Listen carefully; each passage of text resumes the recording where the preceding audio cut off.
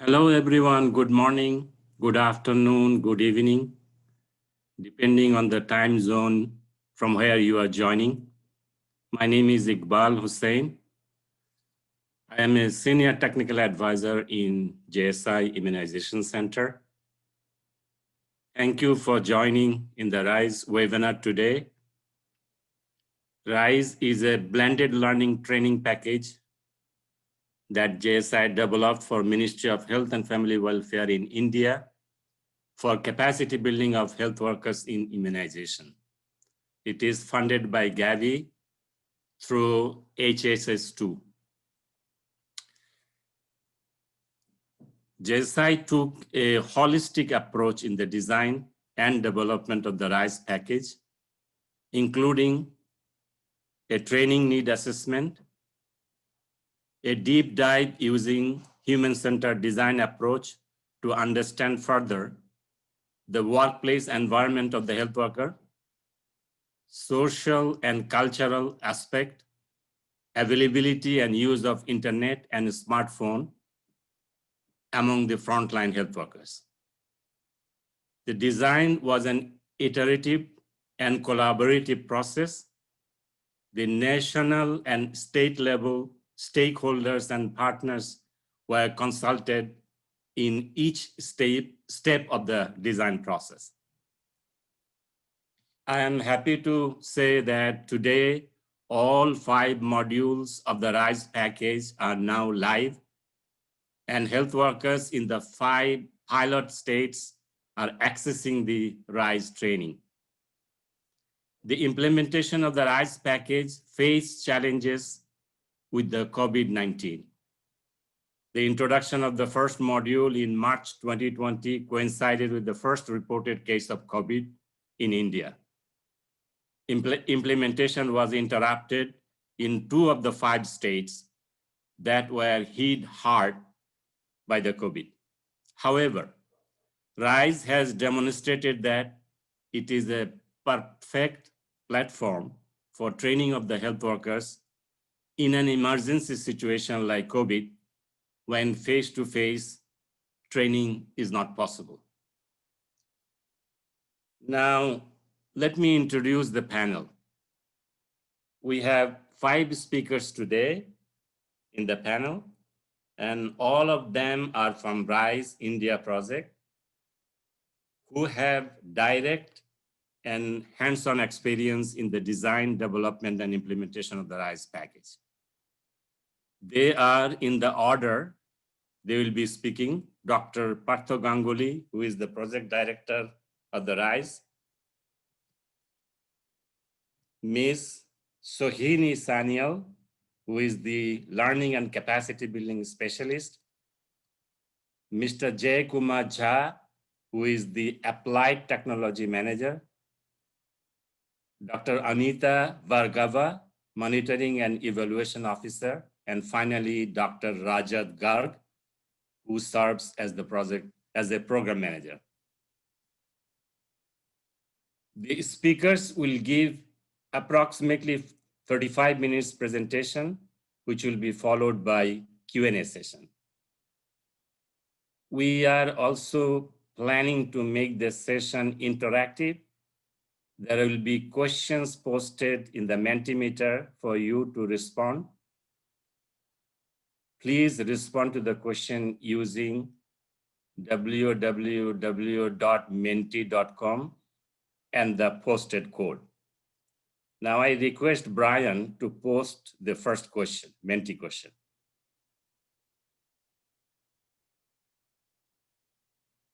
Brian.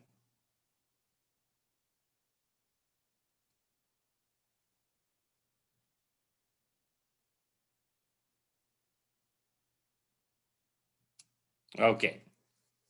So while the presentation will be going on, we request you to post your questions in the chat box.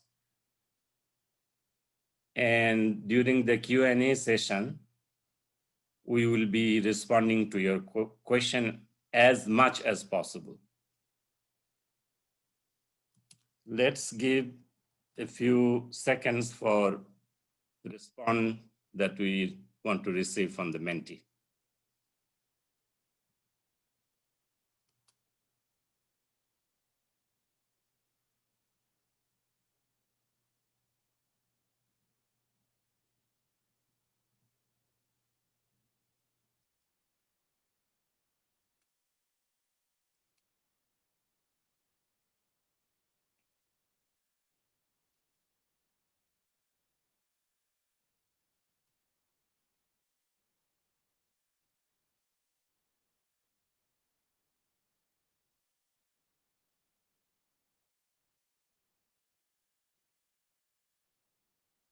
Thank you, Brian. The code is 8000085. And thank you for those responding.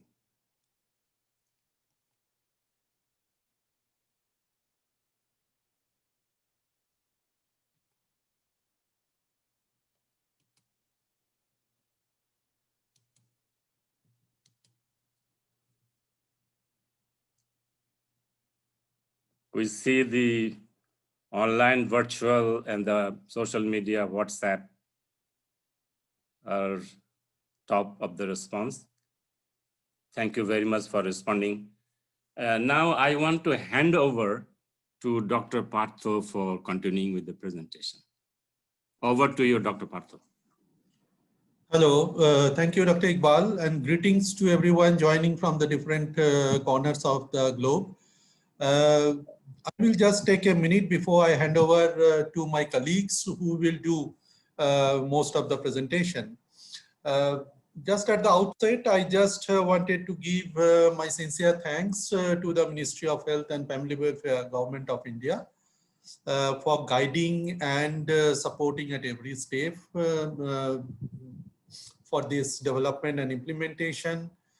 Thanks to Gavi, and special thanks to all the state government of these 5 pilot states, without whose support the implementation would not have been possible. And also the immunization partners, different agencies in the national and the state level, who were the part of a national working group. And there, each and every state, we had a state working group for RISE. And that, as Dr. Iqbal has mentioned, it was a very consultative process. And I think that's why it could be a success. So thanks to all of them. Just one more word I will say before handing over, that when RISE was visualized, there was no COVID-19 in the horizon. It was just a coincidence that when we started the implementation of RISE, at the same time almost the COVID pandemic also started in India. So we faced a lot of challenges in the implementation, particularly because the field movements were almost zero due to lockdown and travel restrictions. So the monitoring and those things were very difficult. But we kept us open, we kept us the things very flexible, and we tried different innovations to overcome these challenges. And because of that, today we see that RISE has more or less come to a situation where all the 5 modules have been started, and most of the workers, they have taken the training. And it gave us the learning that this type of module can work very well, even in a situation like COVID-19. So that learning we are going to share. And now I will request my colleague, they can, Sohini, can start the presentation with the slides. Thanks. Okay, thank you, Dr. Partho. And welcome everyone once more. Okay, I hope all of you can see my slide. So, okay, so I'm going to dive straight in, and we are going to first talk about, what is RISE and why did we feel a need to have something like RISE in India. So as you all know, India is the 2nd most populous country in the world. And accordingly, we have a huge number of health workforce as well. And in the last years, the Universal Immunization Program of India has seen a lot of rapid development. There have been new vaccine introductions, there have been new guidelines, updates, and it was felt that there is a challenge to cover these kind of large number of workforce with traditional training methods. There was a need felt that we should have some kind of an innovative capacity building methodology, which will complement the existing mechanism and will also additionally be able to train large numbers at one go and reduce the wait time, which would be done by use of ICT platform. The learning should be interactive and continuous, and like Dr. Iqbal also mentioned, it should be flexible and it should be human-centered, putting the learners really at the center of the learning. It also had to be adaptive because of the rapid changes, so it needed to really incorporate new information very, very quickly. And also, it is designed in such a way that it should be able to help the workers address their doubts right on the job in the field itself. RISE was also envisioned to be very holistic, and it was planned to incorporate both digital and face-to-face learning components. So keeping all these things in mind, RISE was conceptualized and the work started. And as it is like with any learning interventions, the first step that we did was to do a capacity building needs assessment. Here, I would like to mention that all our health workers come with a lot of experience and knowledge of their own. But during the CBNA, we did come up with some of the topics, some of the content, some of the areas where we thought that their knowledge and skills needed to be reinforced.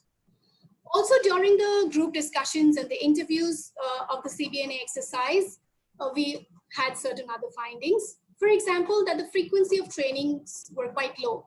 And this I will relate back to the first slide that, because we have such a huge number of health workers, it is very difficult to have frequent trainings and almost close to impossible to have refresher trainings for this kind of a huge workforce. Training also very often involved traveling to a different location, logistics of maybe staying in a different location, etc. So that was also seen as a challenge. And vaccinators are in India, do not take care of only immunization. They take care of a lot of different health programs as well.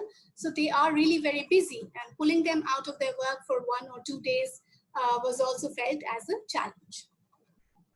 Now, yes, of course, we have a lot of IEC material. We have job aids, we have reading material that is available to the health workers. But this also came up as a finding in the CBNA that these were not always very handy to them, and they did not have ready access to this at all times, maybe during an outreach session or being out in the field. So this was also felt as a need.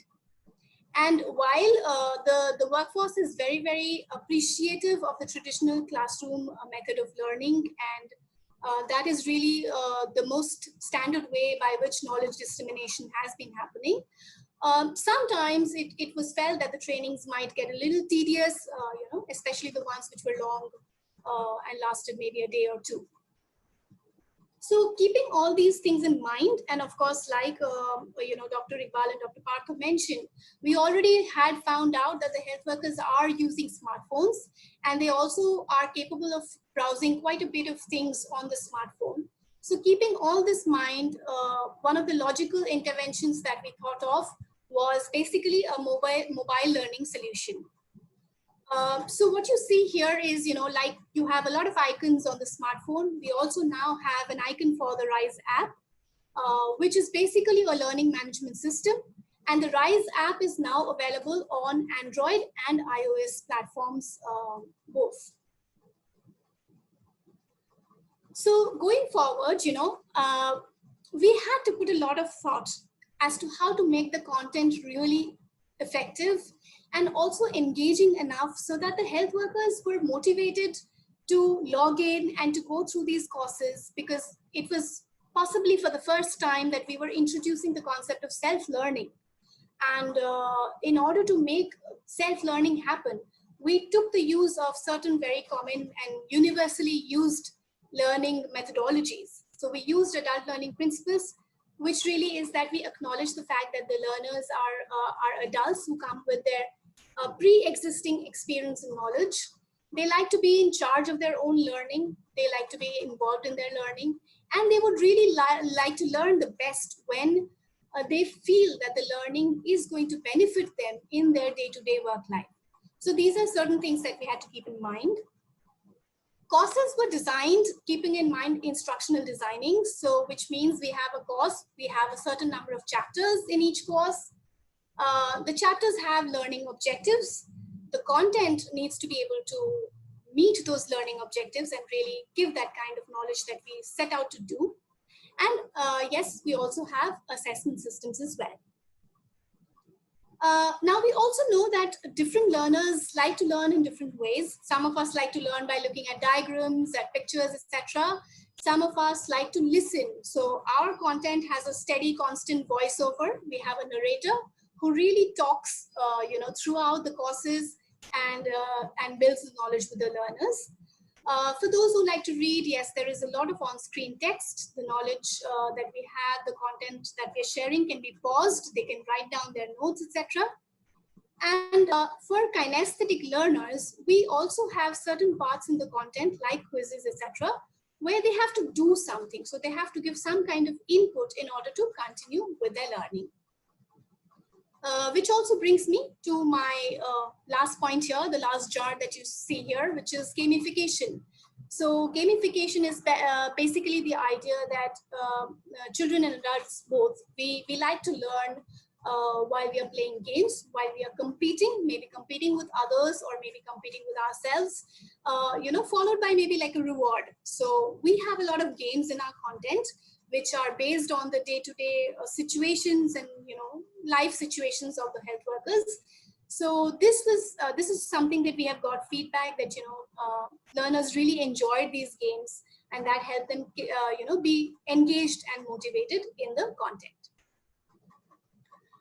So when we started off building the content, our Bible, so to speak, is our health worker handbook, which is the ministry approved handbook for all trainings in terms of routine immunization.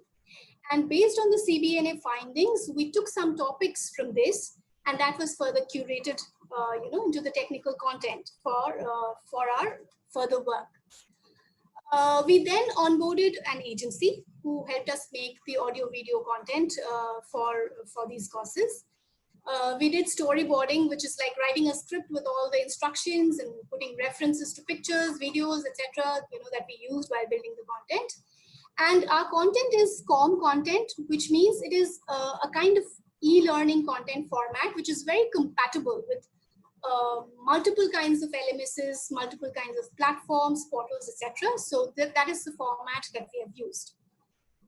Now, once the content was ready, we of course had to field test it. So we took it to the field, we spoke with learners and we spoke with other stakeholders.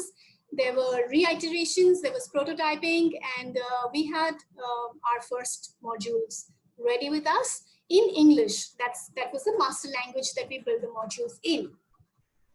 However, we realized that if we wanted the health workers to really warm up to the training and take accountability of their own learning, it really had to be in their own language. So what you see here is we have 5 modules, 14 chapters in total that got translated into 4 regional languages. Our runtime of the content is 2,110 minutes. And in short, really what we have is 35.2 hours of self-learning for our health workers. Yes, our courses have a logical, flow, and they are all broken into three categories. We have the learning, which means we have audiovisual content, text, diagrams, etc., all to ensure that the learning objective is met and the knowledge is really transferred to the health workers. We have, like I mentioned before, quizzes and games, which not only engages the learners, but also served as a knowledge recall, which helped us understand that, yes, they were able to grasp what we had been trying to tell them in that particular section. And of course, last but not the least, we do have pre and post assessments for every course. And right now, I would like to draw your attention to the image right at the bottom of the screen, the last image, which, as you can see, is a certificate, a template of our certificate that we have. So this is an e-certificate, and I feel always very excited to talk about this, that this is one of the most well-loved features of the program, and health workers have really enjoyed downloading these certificates and forwarding them to their colleagues, to their families, and then they get congratulatory messages on WhatsApp. So this has been one of the most motivating features of RISE.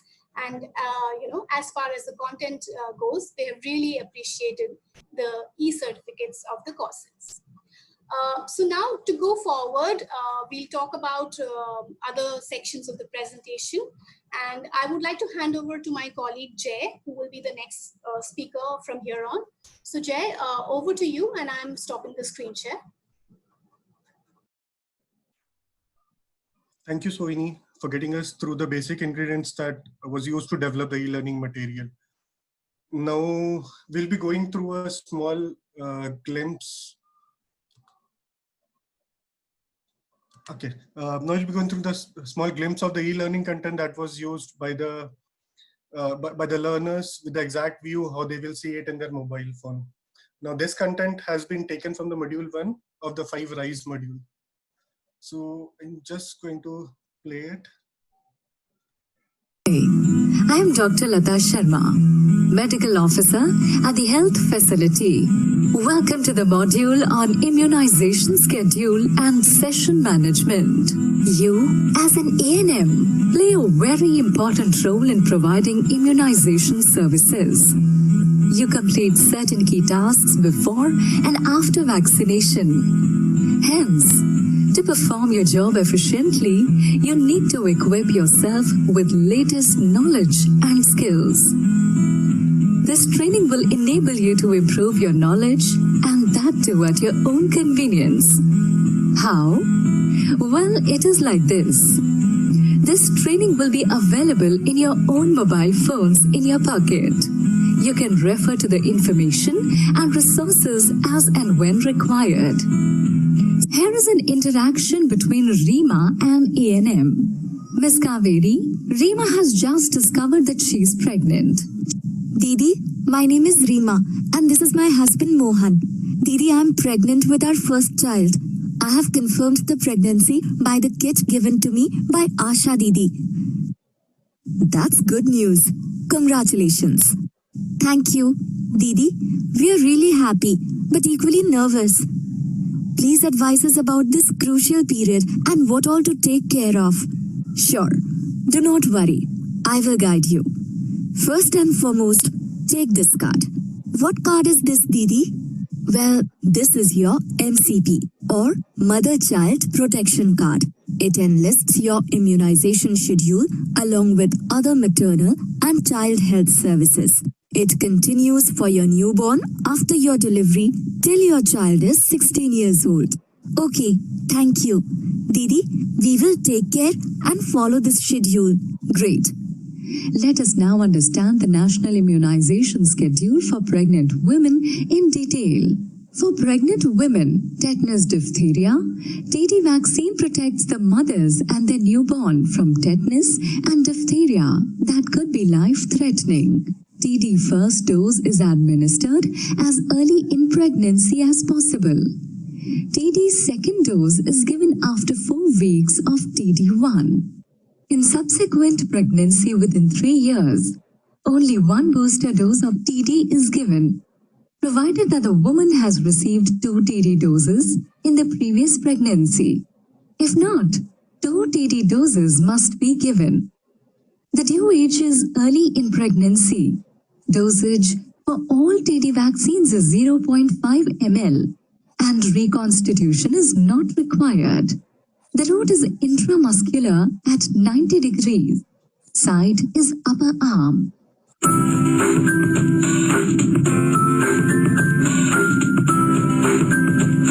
Sudha Rani, A new resident in the area is 18 weeks pregnant and has come to the immunization session. You check her MCP card and find that Sudha has missed her TD2 vaccine.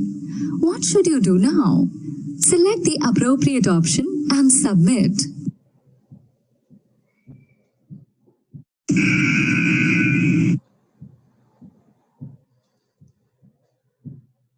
So this was the part of the content that was developed. So this was one of the major part. The other part was how to deliver this particular. Hi, I am Dr. Lata Sharma. So other part was how to deliver this particular piece of information over to the learners where they can view it. So RISE mobile application was developed. So the core of the RISE application is a learning management system. So where we can put these courses where learners can view it, plus we can track, we can see different reports, we can plan, we can schedule out when to release the courses and everything. So this is basically all this is developed on the LMS, that's Learning Management System platform. Now, there are different advantages of using the learning management system to deliver this e-learning content. It is like you can have different e-learning content such as videos, audios, PDF, Word file at a single place. You can provide n number of courses at a single place. So I've got 5 modules. So I can post all the 5 modules one by one at the RISE portal and the learner can access it. Now, let's say tomorrow if you have got 6th module which is to be developed and which is to be shared with the user at the real time. So we can get it developed and we can push it at a single click of button and the learner can have an access to the 2nd module. So it gives us the flexibility to add on to the courses or the content that is to be delivered to the learners. So basically tomorrow, let's say we have got a new vaccine to be released or a change in the vaccine that is to be updated to the users. So we can actually prepare a small particular clause and we can reach directly to the base of the learner without spending much of their time. So it reduces time, it reduces cost, and we can quickly expand the horizon of the e-learning material, e-learning or the information that is to be shared with the learners directly. Now about the RISE implementation, we started with a national level launch that at the national level. Then second, we decided we will have a state launch and master trainer orientation of how to use the RISE application. Same which was carried out at the sub-district level. Same orientation. It was basically to help the user understand about different functionalities that has been provided to the RISE application, so that once the module or the course has been loaded for the learner, they can easily know where to find it and how to find it. Then last, we decided to go with the go live with the first module on March 2020, and simultaneously at the interval of a month, we released from module 1 till module 5, and the last module 5 was launched on July 8, 2020. So during the training itself, we have got 5 states, then 97 sub-district level orientations about how to use the app, and approximately 3,000 learners are currently using our system. These are some of the glimpses. I'll quickly run through my part with the images. These are some of the glimpses from the national launch workshop, which was held in New Delhi in the month of December 2019. Then we followed it by state launch workshop at different states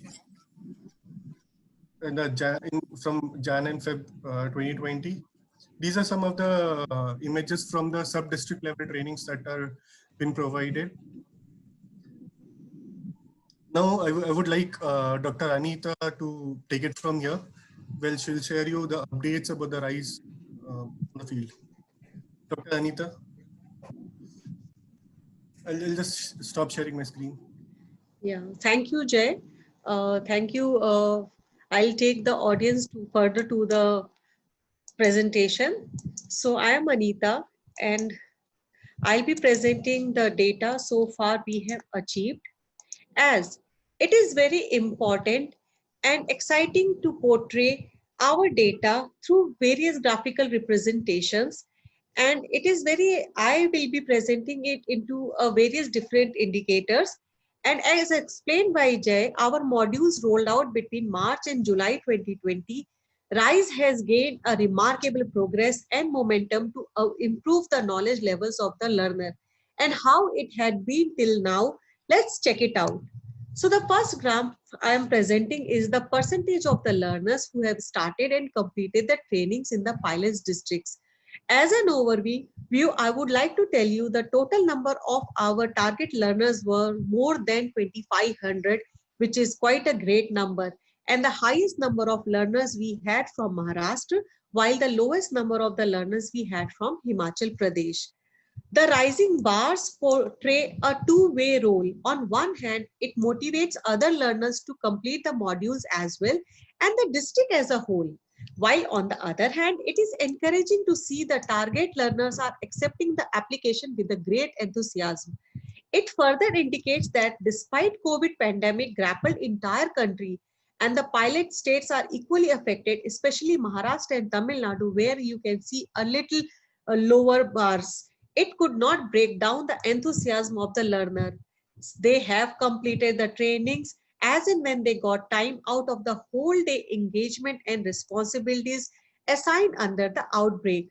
Just to share with, there were proactive learners as well in our modules who used to complete the chapters, the courses on the rollout day itself. And also there were learners who used to complete the courses in the midnight or early in the morning. How it was possible? So it was possible because of the fantastic feature of our application, that was flexibility of timing. The learners were able to pause and play the course as and when they want and as per their convenience. And with this help, they used to complete the modules whenever they wanted to complete it. So now I will go through the assessment system, because every course has an assessment. So the same way we had in our app also. How it worked? Each course in the app has a pre and post assessment test in which passing score is 70% and above. Learners who scored between 85 to 100% received the gold certificate, while who scored between 70 and 80% of the score received the silver certificate. The learner could re-attempt the course if failed twice in the post test. Further, it was mandatory that the learner could access the next module only after finishing the previous module. The training app, as mentioned by Sohini, is featured with interesting games and quizzes as well to keep the learners engaged. However, it did not affect the final certification process of the learner. Actually, it was a great treat to track the learners enjoying the games and the quizzes and the course and the app as a whole.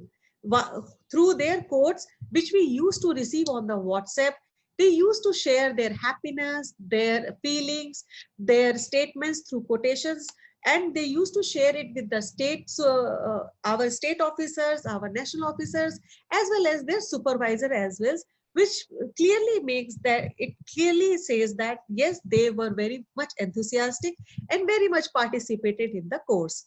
Now let's see the certification status. As we all know, certificate is an indicator of knowledge gain of the learners, and if the learners have earned gold, it inferred that the learners were benefited by the application. Similarly with the silver certificate. As the learners got more confident and competent with the digital platform of learning, the proportion of gold certificate increased gradually in the subsequent module, which was a great achievement.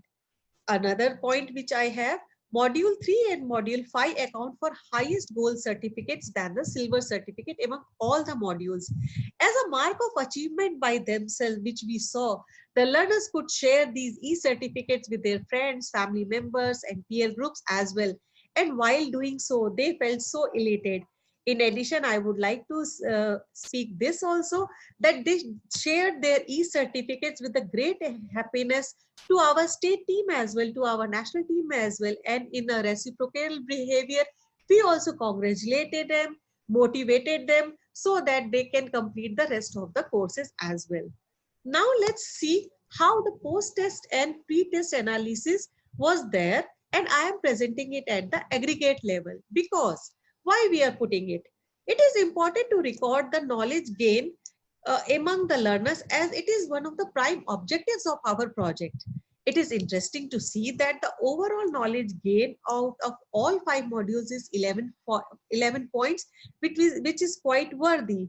Though all modules observed with increased level of knowledge, the maximum knowledge gain was observed in module 2, followed by module 3. When compared among the states, Tamil Nadu and Maharashtra reflected highest knowledge gain. Further, an analysis of 100% marks was carried out, and it showed that there is a jump of 14 points, which means during the pretest, there were only 7% of learners who could score full marks, while in post-test, it is increased to 21% of learners who could score 100%, which is undoubtedly a celebrating achievement of our project. So that's all from the data side. Thank you all for listening, and thank you all for attending the webinar. Now I would like to invite Dr. Rajat, who will take you to the further presentation. Over to you, Dr. Rajat. Thank you. Thank you, Dr. Anita, for giving me an opportunity to proceed further.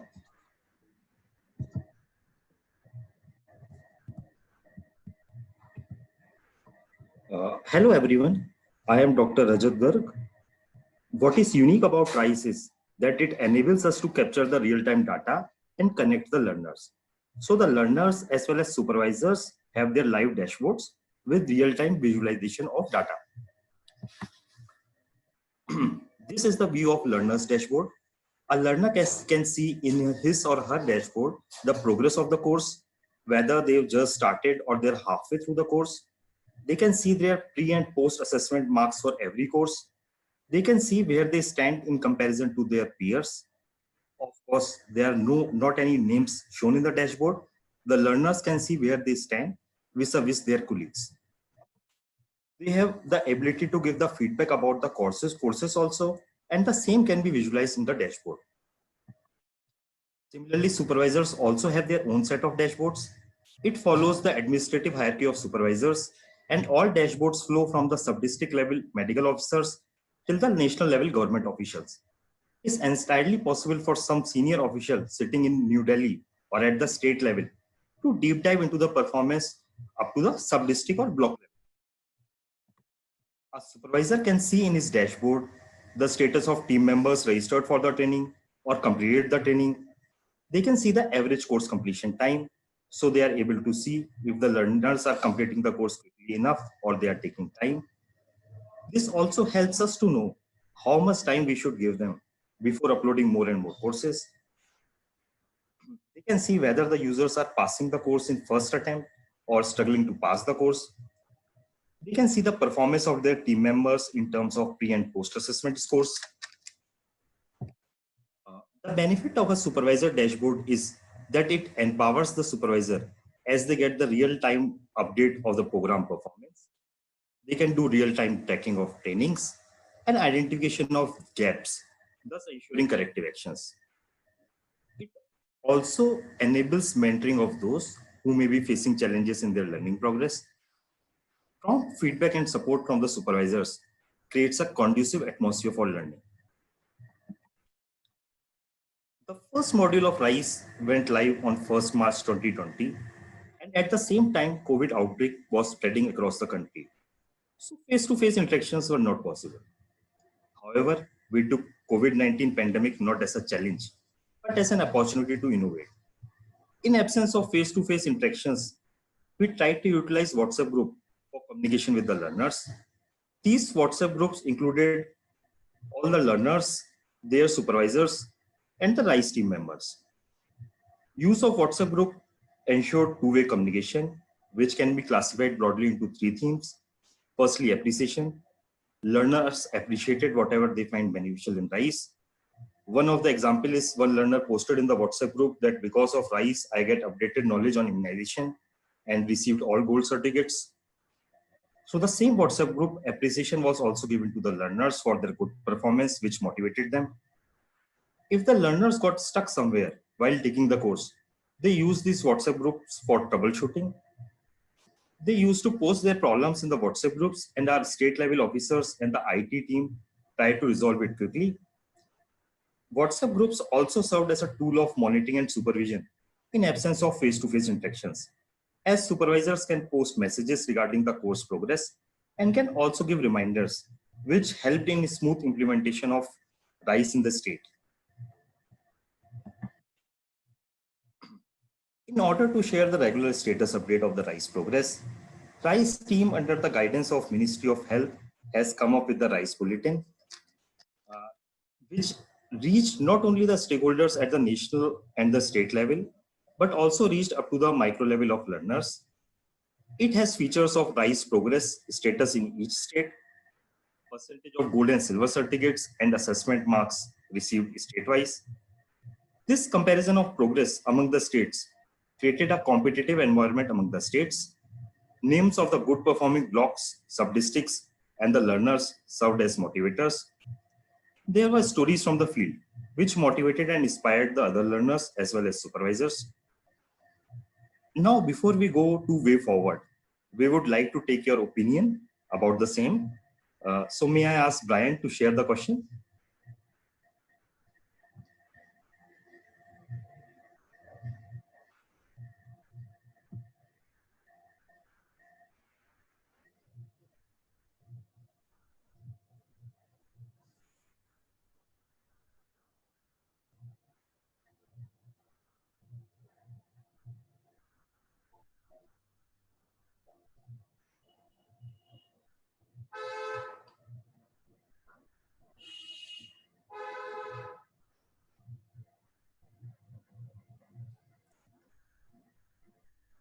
So you can go to menti.com and use the code to please answer the question as done earlier.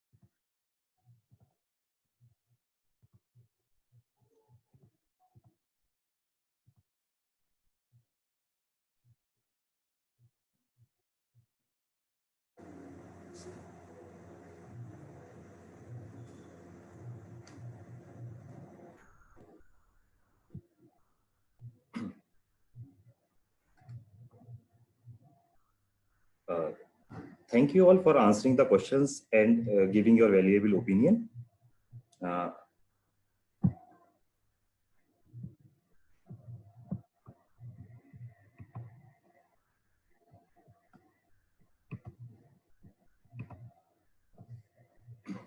Now, as you know that all the 5 modules have rolled out, so what next? What is the way forward for RISE?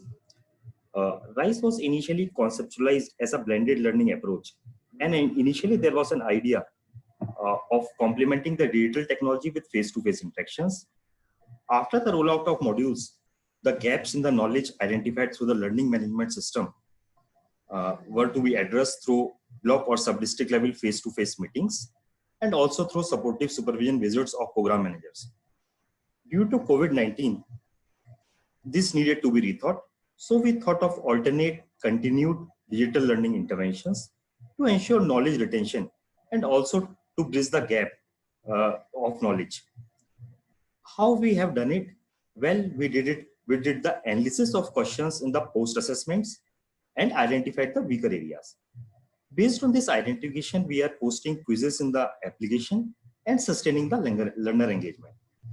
We will also be utilizing the WhatsApp groups to further bridge the gaps in knowledge. End-line quantitative as well as qualitative assessment will be done. Comparison with the baseline will help us in knowing the impact of RISE. Qualitative surveys will help us to know about the learner experience. Also, there will be documentation and sharing of learning in the form of films, publications, reports, blogs, webinars. Now with every pilot arises a question of scalability and sustainability of the model. So to answer that, this is a new methodology of blended learning to support, strengthen, and thus complementing the supportive supervision and mentoring. This capacity building model can be replicated in other public health areas for the same group of learners. We have already received requests from the learners to impart the training on the other topics like the maternal and newborn care, non-communicable diseases. This model of RISE can also be used for the capacity building for other cadre of learners regarding immunization or on other topics based on their training needs. RISE has shown tremendous potential to be a game changer in the capacity building horizon, which can be replicated in other geographical areas, not only in India, but across many other countries in the world for the capacity building of the large number of health workers. Now regarding the sustainability, from the experience of pilot, we can say that RISE is very much feasible as no big hurdles were faced regarding internet connectivity or the availability and use of Android devices. This has shown to be a more cost-effective model of capacity building, as operational costs such as venue, travel, food, etc., as in face-to-face trainings are done away with. So it is convenient and less expensive. Earlier, there was a question whether such a model will be accepted by the learners. From the experience of pilot, we can say that learners like the training. We used to upload the modules. Which were scheduled to go live at midnight, and by morning, hundreds of learners used to start to complete the training, showing their motivation and enthusiasm for the RISE training. Also, there is a notion that senior or elder health workers are hesitant towards technological change as they find it difficult. But in RISE, we found increased participation from all age group of health workers. Last but not the least, during and post COVID-19, face-to-face interactions are being avoided as they pose risk. So there is a change to digital mode of trainings and interactions in other industries also. And we can say that RISE being a digital model is truly compatible with the new normal. Thanks. That's all from the presentation side. Over to Ganguly sir to take the session further.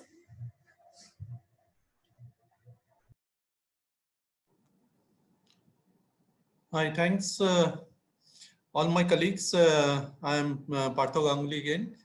So now I request if any one of you is interested to know a little more or anything, please note my mail ID in this slide. One question, one person was interested, I forgot the name, but this is the mail ID you can write and then we can see. The questions, we encourage you to post your specific questions now, and we will try to answer the questions. So I can see the first question is, what is the role of master trainers and who are the master trainers for RISE? It is from Divasri.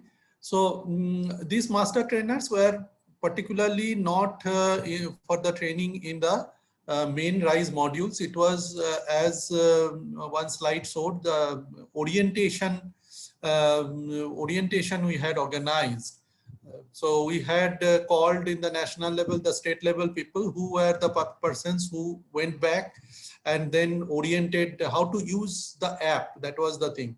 Then they use, they were the master trainers for the state level thing, and in the state level and district level people, they went to the sub-district level to orient the actual workers on how to use the app. So that was the primary role of the master trainers, not in the main RISE modules. because it was most of the self-learning. So I think that thing is clear now. Another question was there, although I have answered, but I think there was a question that can this app be used for other purposes than the refresher for these modules, like introduction of new vaccine and other things. So there is no limit, and yes, this platform once developed, it can be used. It can be scaled up geographically. It can be scaled up for other areas also, other trainings also. And because it is a product for Government of India and the Government of India decides, we can take it up for other purposes also. One question, of course, I would like some my other colleagues in the also to answer some of them, but let me answer this thing on behalf of my team. The question from Ravisha: which step in the process takes long time before roll over the product? So of course, the development of learning management system, it takes time initially. But once it is developed, it is easier for the next modules or next contents to be added to it. But of course, a new module or a new content to be developed, whatever the minimum time for that, maybe that has to be given. And if there is a translation process involved, particularly in a country like India, if we have to translate in 10 or 15 languages, then it takes a lot of time. So that is one. Otherwise, the LMS development is not a problem after the initial development. Reasonable time for the module development or the content development, and a little bit tedious process is the translation one. So that's how you can say the chronology, the time taken for development. The next question, of course, the supportive supervisors visualized in the blended model. I would like to request Barbara from our headquarter team, maybe supported by Sohini, to respond to this question. Barbara, are you? Will you be able to take up this question? Hi. Thank you, Dr. Partha, and hello to everybody on the webinar. So in the blended model, we imagine that the supervisors would be visiting the ANMs and other workers, and they could use the actual to see how well they did on the modules. The RISE modules include resources and other job aids and checklists and other resources as well that help support the learning. And so the supportive supervisors can use those checklists and view them on the phone with the worker and go through those with the worker and reinforce some of the learning in a supportive supervision session. As well as answer any questions during the session. But the idea was that the medical officers or whoever is doing supportive supervision would have access to the LMS and then can see how well the learner is doing, and when visiting, refresh those areas where they may have had some problems with some of the questions and so forth, or use those resources on the module to reinforce the information. So Sohini, do you have anything you want to add? Yes, so Barbara, thank you for that. And just to add on, as Barbara mentioned, that the LMS is giving some great inputs to the supervisors about which learner is really struggling or needs some help.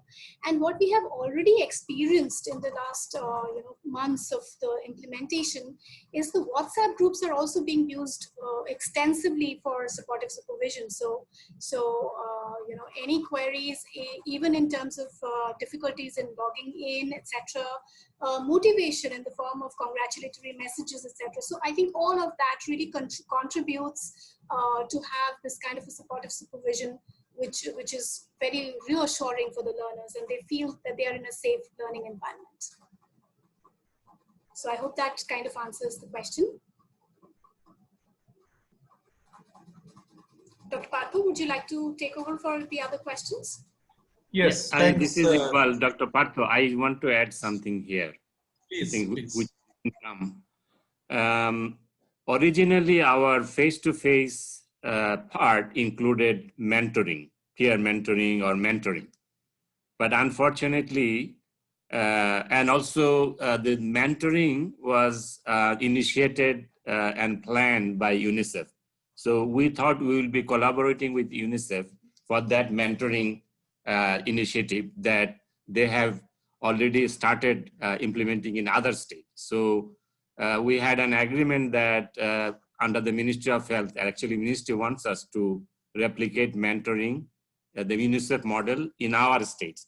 But unfortunately, with the COVID-19, it was not possible, as mentioned.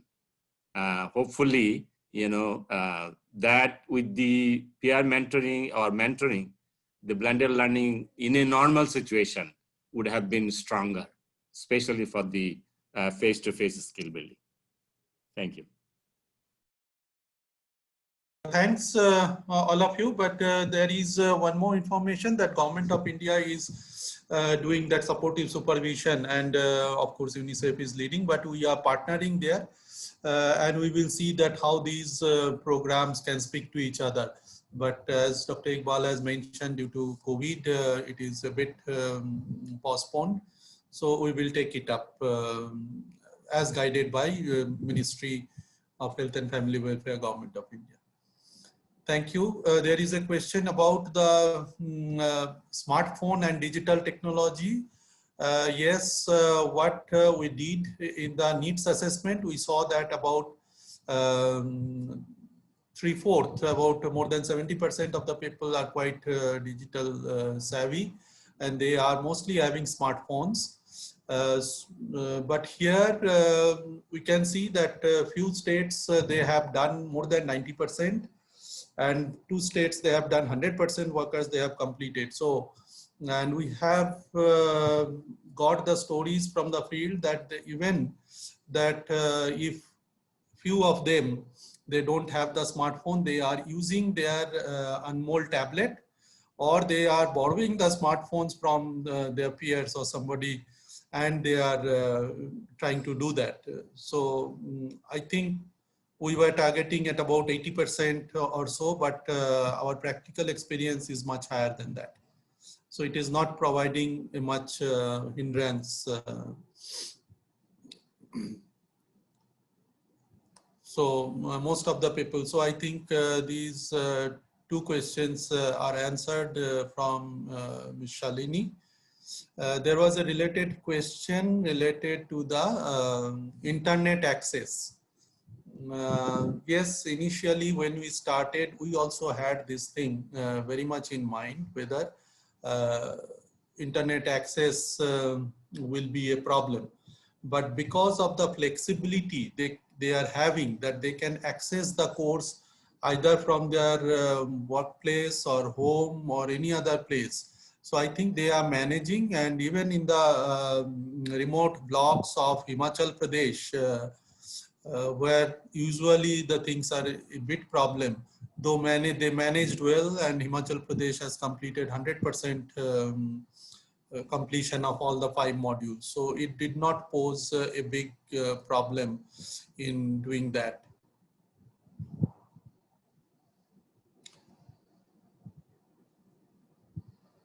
Okay, there is a question from Ravisha. Difference between the states for take-up.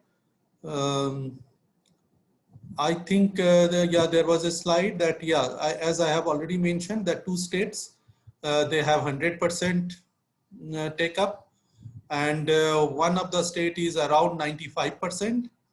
But as Dr. Iqbal also mentioned in the initial phase, that 2 of the states, Tamil Nadu and Maharashtra, where the COVID pandemic is really hard and large, there it is around 70 percent of the workers till now they have completed.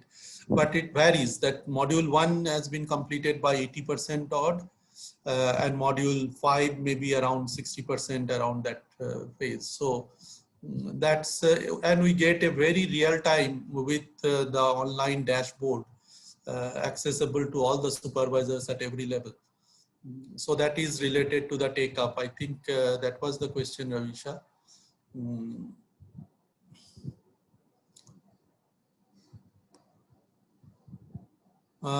Is all the content, Varsha Chanda, there is a question, is all content and assessment covered by JSI? What is the role of the state government?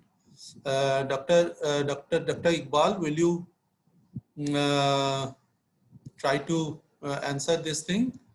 I can also support later.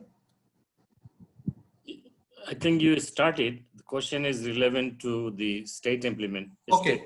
Yeah. The contents and these things were developed with a very consultative process through the national working group constituted of different partner organizations and the state governments. In every state, under the chairmanship of the MD NHM, and member secretary was the ACPIO, there was a state working group constituted. And at every step of development, it was through the state working group with their input and with their suggestions, we developed all the contents and other things. And during the implementation also, they led the process. And of course, we provided the technical things. Yeah, So I will add, that's- Dr. Partho, sorry. Yes, please, sir. I'll add that actually the content JSI did not decide. The content, as Sohini mentioned, was from the handbook, Ministry's handbook for training. And also what should be included in each module was decided in consultation with the national level stakeholders, ministry and the partners, as well as with the state. So the content is not GSI content. The content is the content of the UIP, Ministry of Health and Family Welfare. Thank you. Joshila, Partha, this is Laura. Just hi everybody. Hi, Just to hi, add, please. I think it's important to add on that about the content because over many years, for those who know the India immunization context, these ANM and MO handbooks have been in use. So they're used for the in-person training and then adapted for the RISE online. And the processes for continuing that training will go forward. There will still be in-person trainings when those are possible, but this is also now being reinforced by the e-learning that can come through RISE, which is important given the numbers of ANMs to train in India on a continuing basis, plus the challenges with refresher training, because often the in-person trainings require hundreds or thousands of participants where you can't have as much interaction. So it's important to understand that the content that's being used for this is something that experts across a variety of immunization organizations have contributed to. And that content's very important for consistency moving forward, both in person and for RISE. So new content that will be put on here would also be developed through those collaborative methods. Thanks. Thanks, thanks, Laura. There is a question from Joshila. Is there a particular pattern? Yes, there is a particular pattern that you have to complete module 1 first, and then only you can go to the module 2 in that order. So you cannot do, for the first time at least you have to follow that order. After that, you can access the modules anytime you want to refer any section, that you can do as you wish. There is a question from Homero. Laura, would you like to give some input here? Then I can also. Yeah, I think the exploration now, because this was done as an initial rollout with several states and districts to see if it can be taken to scale with the state governments and with UIP overall. This is very much in consultation with them for it to be a Government of India owned process. but linking with A&M Online and the other platforms will be important. Partha, I think you can speak to the conversations you've had with UIP and others around that, those linkages. Yes, from the Homero, that is a very good question, and I think from the very beginning, the ministry has advised us to make it interoperable, or it is compatible with the Anmol. We have made a constant effort, and we were in touch with the Anmol people to have this thing. Jai Kumar, you are there. Can you just tell a bit about the compatibility, how we have ensured with the Anmol? Right, sir. I'm there. So initially, while laying down the architecture for the RISE application, we were in touch with the Anmol team and the development team, so that the database structure and everything that is later on to be made, to be designed so that, in future, if there are any communication between RISE and Anmol, could be made possible without changing the architecture or the system database structure thing. So truly our system is currently interoperable with the Anmol part, and whenever the government of India says us tomorrow you have to share data or RISE become part of Anmol, or something like that, we are ready for it. Thank you, sir. Okay, thanks. Thanks, Homero, for the question. I think we could cover. There is a question, what is the web? I am just in the question answer section, I am replying, and then there are a lot of questions in the chat box also, which we can also take up. Let me finish with the question answer section first.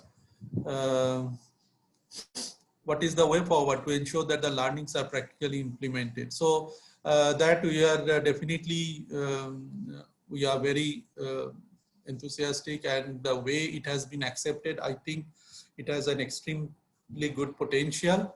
Now it is, of course, the product has been developed for Ministry of Health and Family Welfare. With their under their guidance, we will be looking forward to scale it up in different ways, as mentioned by Dr. Rajat towards the last slides.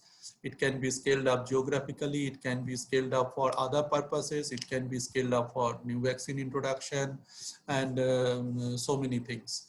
Anybody else would like, from the panel, would like to chip in here? Dr. Iqbal, Laura, anybody?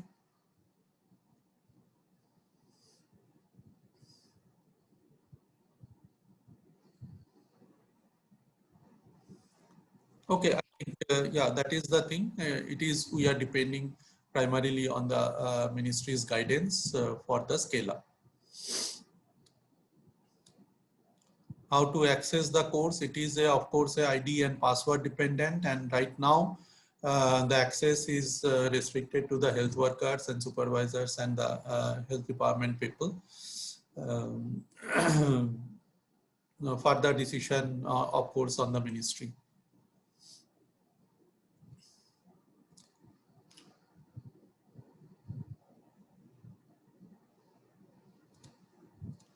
The role of the states, already I have explained the role of the state from the very initial phase of development and implementation. The state government and the state immunization partners through the state working group, they played a very crucial role, and they provided inputs at various stages, and under their guidance only we have taken this forward.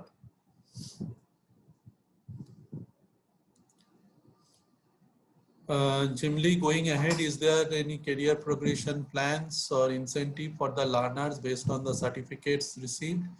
That's, of course, the government has to decide, but there was a lot of discussions on that.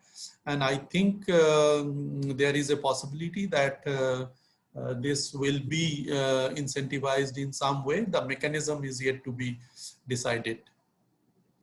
But the ministry was very much enthused with this idea.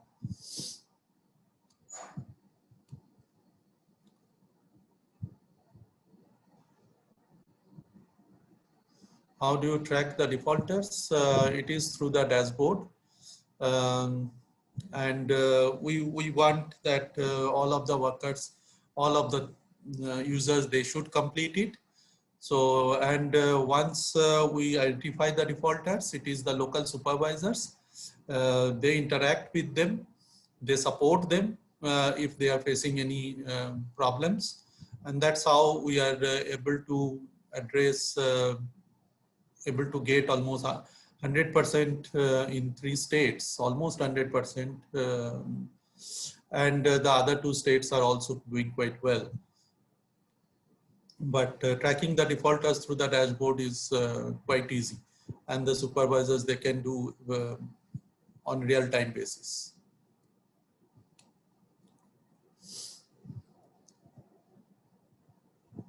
There is the last question in the question answer part. As part of VHND, routine immunization is one of the comprehensive services.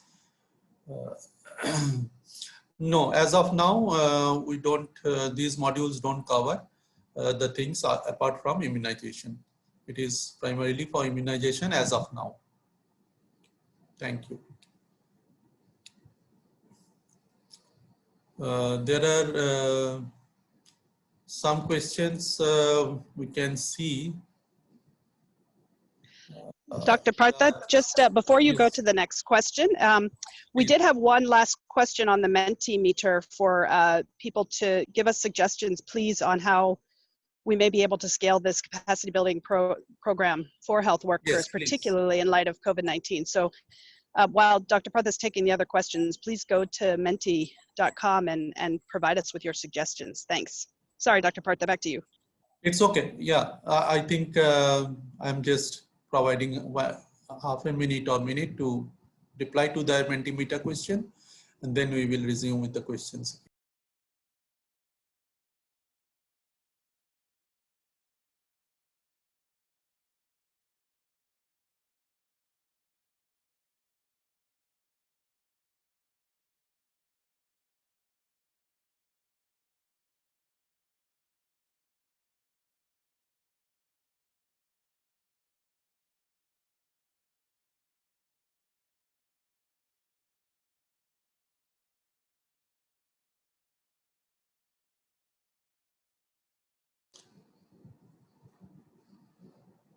Let me try to answer a few of the questions in the chat box. There is a question that in many countries, health workers are becoming more and more overwhelmed by being in many WhatsApp groups. Any thoughts on this? Yeah. Yes, maybe that's a true thing. It is very easy to form a WhatsApp group. Here it is, that's why it is mainly primarily through the learning management system, not primarily through the WhatsApp groups. But due to the modified situation of the COVID-19 and restricted movement, we had to use the WhatsApp groups for a two-way communication in absence of actual field visits possible, and person-to-person interaction and supervision was not possible. So that's why we had used WhatsApp group. But that's the advantage of the learning management system, that through the LMS only we can impart the education and get the feedback, pass the messages. So that's LMS is helpful, and with some support from the WhatsApp group, maybe nowadays it is obvious. So how we did it till now. Let's see how we can further go ahead on the future.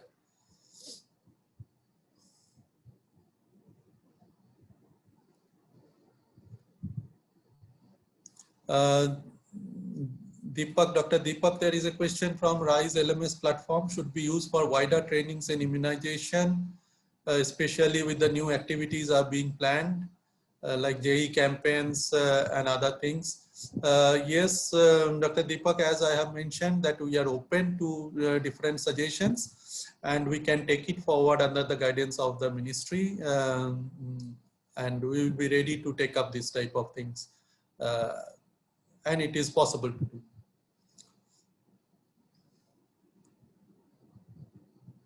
There is a comment from Ravi Shah, so I am not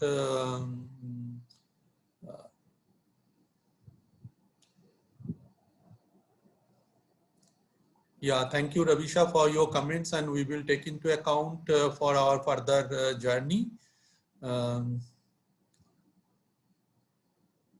Gunjan, I think context to Anmol will be beneficial for the global audience on the webinar. Okay, yes, so maybe the global audience, the ANM online, that is the health workers. There is a digital model that all the health, many of the states, ultimately there is a plan to give all the health workers. They are been given a tablet by Government of India, and through that tablet they can report they can track the different services provided to them, mainly the mother and child health care services. So at the point of delivery they can record the services delivered, and that can be the data can be pulled, data can be managed and can be seen almost real time. So that is a very ambitious project, and it is working in some states. Gradually, in a phased manner, it is being implemented, and that's why the thing ultimately these two programs will speak to each other, can be part of the Anmol. So that's the way it has been planned, and that's why the compatibility has been ensured from the very beginning.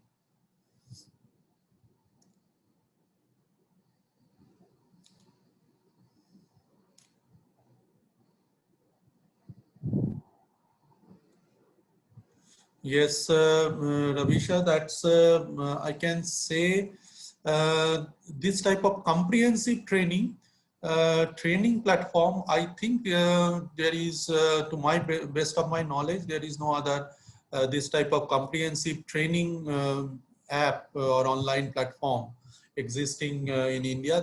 Most of the apps are mainly the reporting and monitoring apps, but there are one or two small things are being tried out.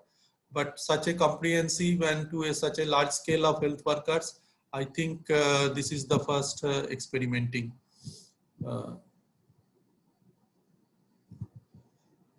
And good, we are having a lot of responses to the Menti question. Good responses. This will be really helpful for our future journey. And we must thank all the participants for very good questions and comments. Dr. Iqbal, would you like to step in? Yeah, thank you. So the last part is to thank everyone for participating today, for taking time for answering Menti questions. Thanks also to our panel for excellent presentation, and also Dr. Partho for answering questions. I would also like to thank Ministry of Health and Family Welfare India for giving us this exciting opportunity to work on this innovative work for training of the health workers. And also I would like to thank Gavi for funding us this opportunity, which now became very important in this COVID situation. I would also like to thank other centers of JSI who actually helped us in the design process. Like, for example, our capacity building group, Barbara, also our applied technology group. And also I would like to thank everyone at different level. I will not be able to mention everyone, name of everyone at different level who actually helped in providing and supporting and also giving feedback. With that, Laura, do you want to say something? before we? Some of the responses are still coming, so we can, Yeah. of course. Yeah, just to add the word of thanks for everyone, and we really appreciate the continued responses. Thank you. We will take these into account in the way forward and the discussions on the next steps. And also just on the points about some of the technology questions, as well as questions around access to the platform. These are very important points, particularly if this is to be replicated in other countries. One benefit that India has is general access to technology for many of the ANMs and the health staff in the various facilities. Of course, there are still those who do have challenges with technology, and that was why it's important to adapt modules that are also available online through the web page, as well as through their normal methods for in-service training. But for this to be adapted in other countries, it's very important, A, for the content to be tailored the way it was in India, so that it's relatable to the people who are the health workers on the ground, and B, to take into account that not everybody has the same access to technology. Very heavy modules or learning platforms that require a lot of data that most health workers are not financed to have. They have to pay for it out of pocket. That becomes a big issue in being able to use this type of platform and profile. So that's why the app is important. That's why WhatsApp is important, because these things are accessible with less data download. But I think it is also very important to understand that with COVID-19 and many of us on digital platforms, as we're all experiencing, we also have to be realistic about what the users can absorb and do in their day-to-day, particularly when they have other work that they have to accomplish. So I think it's very important for us to also think about that continued user input on what's feasible for them, and small types of interactions like the quizzes or ability for them to pace this at their own abilities is also really important, so that they don't feel pressured to do it at 10 o'clock at night when they're trying to go to bed or put their have time with their children. So I think those things are all important and have been part of the consideration. So thank you all, and thanks so much to the team that's put this together, and we really appreciate all the participants and the learning. The India team has done really an incredible job with this. Thanks, everybody. Thank you, Laura. I think we are almost time. I will give two more minutes for if some more people would like to give respond to the COVID question, the question about the last question in the Menti. We actually thank you again for participating today, and please continue providing your response, then we'll finish momentarily, conclude momentarily.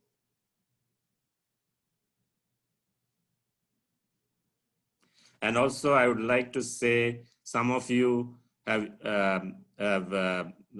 mentioned that you will be interested to see the presentation. The presentation and the whole event is recorded and will be shared with everybody.